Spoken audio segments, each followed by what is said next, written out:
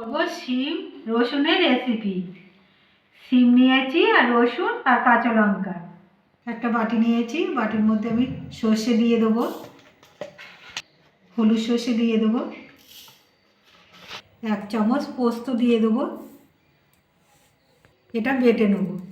Gas জ্বালিয়ে কড়া বসিয়ে দিয়েছি, কড়াতে আমি জল দিয়ে দিয়েছি আর কড়াতে আমি শিমগুলো দিয়ে দেবো।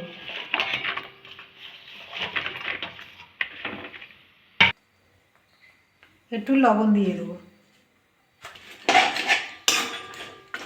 এটা ঢাকা দিয়ে একটু সিদ্ধ করে নেব।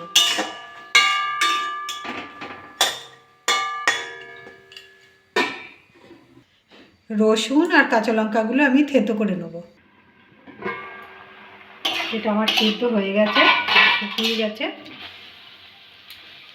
আমি এবার এটা নামিয়ে নেব। শিমটা তুলে নিয়েছি, আমি কড়াটা বসিয়ে দিয়েছি, কড়াটা গরম হয়ে গেছে। আমি এবার সরষের তেল দিয়ে দেবো।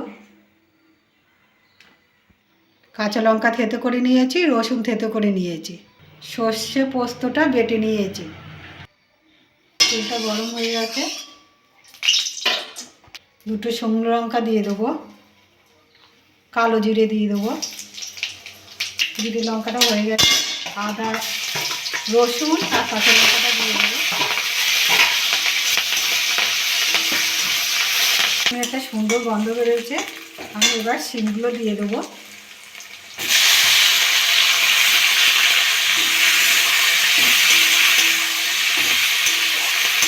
একটু হলুদ দিয়ে দেবো, স্বাদ মতো লবণ, আগে দিয়েছি লবণ, এখন একটু অল্প করে দেবো।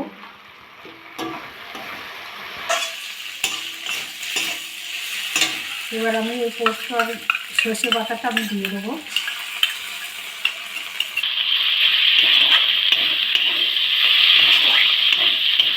সামান্য একটু চিনি দিয়ে দেবো।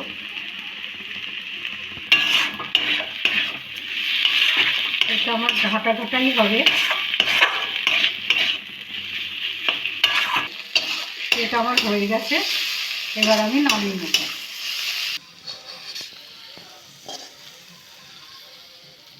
দেখুন কি সুন্দর হয়েছে। এরকম করে বাড়িতে করে খাবেন।